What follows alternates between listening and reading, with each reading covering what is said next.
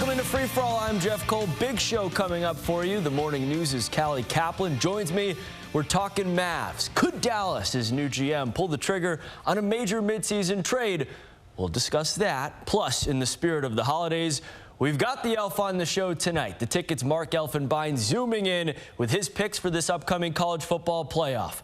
But first, just in case you didn't stay up for that late-night Mavs Christmas game, let's take a look back at the highlights from Utah last night. Kristaps Porzingis back in the lineup after missing 2 games with right toe soreness. Luka Doncic, 5 others, though, out for the Mavs in NBA health and safety protocol. Against the fully loaded Utah team, Mavs off to a great start. KP, the basket, and 1 had 27 in his return. Later in the first, Jalen Brunson to Moses Brown for the highlight dunk. Dallas was up 9 after 1. Utah, though, would win the second quarter. This guy leading the charge, Donovan Mitchell. Jam time. Utah up 2 at the half. Third quarter, former SMU Mustang Sterling Brown continuing to step up for Dallas. 3 puts the Mavs up by 5. Jazz would surge back in front, but Jalen Brunson very productive in a bigger role than usual. 2 of 5 from three-point land, had 27 points on 25 shots. This layup pulls the Mavs within 2, but Mitchell, best player on the floor in this one. Basket and 1 helps seal the game. Game-high 33 points for the man they call Spida as the Mavs lose 120 to 116. Porzingis continuing to struggle shooting the 3 despite his 27 points. Just 27% three-point shooting. After the loss, KP sounded off on those struggles. Yeah, it's frustrating as hell, you know, when you know you're capable of making all those shots and then it's just short and all and this and that. But it's weird. My mid-range is feeling pretty good and my free throws are really good this season, you know. So, yeah, it's just sooner or later it will be there. And then I feel like my game is going to, you know, be the whole thing. So the Mavs are 15 and 17 through their first 32 games. Here's a look at the numbers now. The offense, not so spicy. Dallas ranks 26th in the NBA in points per game, 23rd in field goal percentage, 26th, talking about three-point shooting, 25th in rebounds per game, 19th in helpers per game, and 24th in steals per game. On the flip side, the defense, a little bit more of a mixed bag. In terms of points allowed, Dallas has been one of the better teams in the whole league. 6th in the NBA, giving up just 105.1 points per game. Dallas also good so far, limiting second chance opportunities. The Mavs 2nd in offensive rebounds allowed, although the field goal and the three-point shooting percentages for Dallas allowed, both ranking in the bottom 3rd of the league. Callie Kaplan is the Mavs beat writer for the Dallas Morning News. First and foremost, Callie, Merry Christmas to you. Merry Christmas to you too, Jeff. Great to have you back here on Free For All. Listen, it's been a weird time in the NBA, but an impressive one really seeing this undermanned Mavs team, how they battled this week. Beat Minnesota, of course, on Tuesday without Luka, KP, or Hardaway. Then they give the Bucks a scare, the Jazz a run for their money, minus Luka and 5 other guys in health and safety protocol. Through all of this, Callie, Jason Kidd, he seems cool, calm, collected, almost like Phil Jackson Zen-like to me. I mean, how telling has this stretch been about Kidd's patience, his ability to lead this team? Definitely. I think when the season first started, we were pretty unsure of how he would handle himself when the Mavericks hit this first really rough stretch of his tenure. I don't think anybody, including him, expected it to come with a massive COVID outbreak at the same time that a couple of your other key players are dealing with injuries. But so far, it hasn't reflected too much of what we heard from his time in Milwaukee and his time in Brooklyn, where he tended to have a really hot head and be really demanding when things got tough. He's not satisfied with the losses, and he's not happy that the Mavs are in this slide that they have been for about a month now, but he does have that perspective to know that there's not a ton more that the Mavs can be doing on the court to try their best to win. So, Callie, as fun as it's been to see some of these guys get a second chance at the NBA across the league and with the Mavericks, Wednesday, of course, not good news when the news breaks that Luka is now in health and safety protocol. That comes just before the Mavs were hoping he might return from his ankle injury Thursday against the Bucks. Has the team given any sense on how Luka's doing and when he may get back on the court? So we really don't have any sense of that. And we asked Jason Kidd about that last night after the game, if he had any idea of which players or when may be coming off of COVID protocol, because as you know, Josh Green was the first one to test negative and get back with the team this weekend. Jason Kidd has no idea. That means we have no idea. And a lot of these things aren't really a kind of injury situation where you can say, okay, after this much rehab and this much rest and this much time, you're going to be good to go. Obviously, only having Luka on the court, Callie, 21 of 32 games, that hurts if you're the Mavericks. Still, though, staggering really to see the Mavs offense bottom 5 in the NBA in points per game so far and a few other categories. This franchise, of course, as you know, just set an NBA record for offensive efficiency under Rick Carlisle just 2 years ago. Other than getting Luka back, why should fans have hope that the scoring can pick up here under Kidd? I don't know if the scoring can get much worse. And so there's the chance that just by natural law of averages that things tend to pick up a little bit once you kind of hit this bottom that the Mavs hope is the bottom at this point. But aside from getting Luka back, like you said, and just getting the lineup back together in one piece, I think that you just kind of have to hope that now it will have been over 2 months that these guys have been playing and been learning and been working together in Jason Kidd's system. So I think that can be, I guess, the best hope that you can hope for at this point is that guys are a little bit more comfortable. Everybody will get back healthy eventually, hopefully sooner than later, and that they just kind of start to gel together and start to have a second nature and almost just a more comfortability in Jason's system, and that they, you know, have a little bit of statistical progress from there. NBA trade deadline still over 6 weeks away. The Mavs obviously are building around Luka after raking him to the long-term deal this summer. There are pieces here, but most people would argue they're not good enough pieces at this point to win it all. Based on what little we know, and it's very little, I think, about new general manager Nico Harrison, any reason to think that he might be really aggressive and make a big move midseason? So it's been interesting getting to know Nico since he got here this summer. And I think little things that he does behind the scenes kind of show that he may be calm, he may be cool and collected and not say a ton publicly. But behind the scenes, he really is pushing to put his fingerprints on this team and to make the Mavs the best that they can be on the court, off the court in general. I don't think that the Mavs are going to be content to just stick with this core because, again, not all of these players fit a Jason Kidd offense in the same way that they might have fit the way that Rick Carlisle ran things. And there's always going to be, you know, the grass is greener on the other side. And could this guy come in and help? I think at this point, in terms of the trade deadline being about, I guess, less than 2 months away, which is crazy. It's more about, do the Mavs have enough tradable assets to be able to make deals that are going to make them better? And will these guys that have been in slumps so far this season, I would say, will they be able to pick things up before the trade deadline gets there and kind of up their value for what the Mavs are and aren't able to move around? The Mavs back in action next Monday night in Portland. Mavs beat writer for the Morning News, Callie Kaplan. Thanks as always for the time here on Free for All. Thanks for having me. Coming up next, the Elf Man is back. The Ticket's Mark Elfenbein will join me, and we're making college football playoff predictions, our picks, next.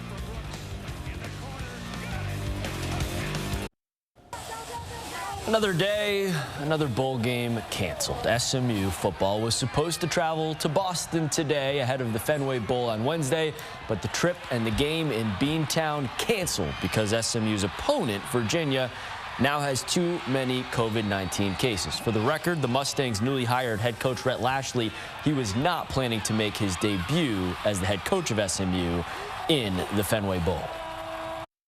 Let's pick up the mood now by welcoming in this guy, Mark Elfenbein. Of course, you hear him Sunday mornings on the Ticket, 7 to 9 a.m. Elf, I got to tell you, man, it made my holidays a little bit just to see you and your inflatable buddy, the Elf, out in full force. You know what? There's only one Jewish elf I know, and Buddy the Elf is taking a lot of money from me with that movie. Okay. But I figured I'd give him a little airtime, you know, give Buddy the Elf some love. It was a great touch, my man. There's never a good transition from anything to talking COVID in sports, but let's just rip off the Band-Aid here. Things are crazy right now, Mark. Bowl games, of course, getting canceled left and right. SMU just lost its game. The NHL is in a conundrum now, not only with the rising COVID numbers, but dealing with multiple teams, of course, that call Canada home. In the NBA, guys are getting signed out of retirement as replacements right now. And then, you know, the Winter Olympics, Mark. I mean, nobody will be shocked, I think, if that gets canceled. The shutdown of March 2020, of course, insanity that hopefully we'll never experience exactly again. But, Elf, this is becoming another unprecedented chaos of its own. It is, and look, Jeff, you know, it's the world we live in. We're kind of going day by day, hearing what's new, what do we do differently, you know, protect yourself, mask yourself, get your shots, get your boosters, all that stuff. But the sports world, which has actually helped you and me and a lot of people kind of stay alive in a certain way, you know, it keeps us going, gives us something to do. But seeing all the things that you just mentioned, I mean, the SMU game, I wasn't planning on going by any means to see them play Virginia. But it wouldn't have been too bad in Fenway Park. That would have been kind of cool. That would have been really cool. You know I'm a Sox fan. I would have loved to have seen that. Yeah, I mean, I figured you'd love it. No doubt. Let's talk about the highest level of college football, the playoffs. Of course, the semifinals will kick off Friday. That includes the Cotton Bowl game at AT&T Stadium, Cincinnati and Alabama. In terms of COVID now, Elf, basically the latest update we've gotten is that forfeits are fully in play now. Essentially, you know, Cincinnati could win the whole thing, for example, if Bama has to forfeit, and then either Georgia or Michigan have to forfeit to them. It's just crazy. But let's imagine a world where somehow that doesn't happen. We don't see that chaos. Semifinal games, Cincy, Bama, Michigan, Georgia. Who do you like, and who do you like to win the whole thing? I'm happy for Cincinnati. I think it's nice that they got in. And as much as I can't stand Alabama and I'd like to see them lose, I'm a fan of football. And if Cincinnati, to be honest with you, if they somehow made it to the championship against either Michigan or Georgia, not that great, and I think they'd lose anyway. So I would like Cincinnati to give them a game, at least for a half, but I see Alabama beating them by at least 2 touchdowns, maybe 3. And then what about in the national title game? Who do you have? Michigan against Georgia should be a delicious game. I think Michigan's playing the best football at this time. Georgia supposedly had the greatest defense in the world, and Alabama showed us something different. I think Michigan gets by Georgia in a really close game. And then, of course, Michigan and Alabama. I've been told a million times, don't bet against Brady, don't bet against Alabama. So my head is telling me take Alabama. My heart's telling me take Michigan. I'm going to go with my head. I think Alabama beats Michigan, but I'm going to root for Michigan. I'm with you, Elf. I love Cincinnati's story, but I think Bama gets that win. And I also think a lot of people would love to see Georgia-Bama again, but I think Michigan is the more complete team. I think Michigan scoots through. We've seen Saban take care of business so many times. I think Michigan, I think the Big Ten will pull off the win in the national title game. Hopefully no forfeits. Real quick before I have to let you go, Elf, I want to get your thoughts on the Stars. Of course, an up and down season so far. We saw both goalies who were on that Stanley Cup Finals team leave the franchise this month, which is weird. Are you more convinced this team is headed towards another deep playoff run or a mini rebuild right now? I would love to say another playoff run, but I don't see it. I think the big players, the star players, the guys that we expect goals from, Ben, Sagan, just haven't been there. And we've, Rupi Hentz has been terrific, and Heskinen's been great, and we've got the goalie thing has been nuts. But it was funny. I had Razor on the radio show at the Ticket the other day, and I asked him a hypothetical. If you could add Zubov, Modano, or Joe Nieuwendyk to this team right now to make them better, who would you take? And Razor was kind of like, oh, wow, that's a good one. He took Nieuwendyk. Okay. He took Nieuwendyk, which I thought was interesting. They got things they have to do. It's been an odd year. I'd like to see them finish as strong as possible. If they get to the postseason, terrific. But I think they need to add some scoring punch because the guys that are supposed to do it aren't doing it. No question. NHL still on its COVID pause right now. Great stuff as always, Elf. Make sure you catch Mark Sunday morning, 7 to 9 on the Ticket. Elf, as always, thanks for the time here on Free For All, my man. Anytime, my friend. You stay well. Free For All. Right back after this. All right, so taking a look here at the South Oak Cliff Golden Bears. Of course, the reigning state champs broke that big Dallas ISD state title drought from back in the 50s. They were honored tonight at AT&T Stadium. Even got to meet this guy, Micah Parsons, before the game. Really cool moment there for that great sock team. Switching gears to the pros now. So, the Cowboys, they would have clinched the NFC East title with a Giants win over the Eagles. Jake Fromm got his first NFL start for the G-Men. Didn't go too well. Picked off here by Rodney McLeod. Fromm would be pulled in the second half. Game tied at 3 at the half, but in the second half, different story. Jalen Hurts, a dart to Devontae Smith for the touchdown.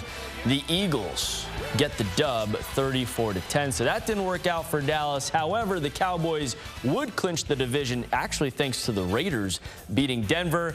And then here's your score from Sunday Night Football. Dallas up huge late in the fourth quarter after the 2-minute warning, 56-14. Dak Prescott taking the field against Washington and waving bye-bye to his slump.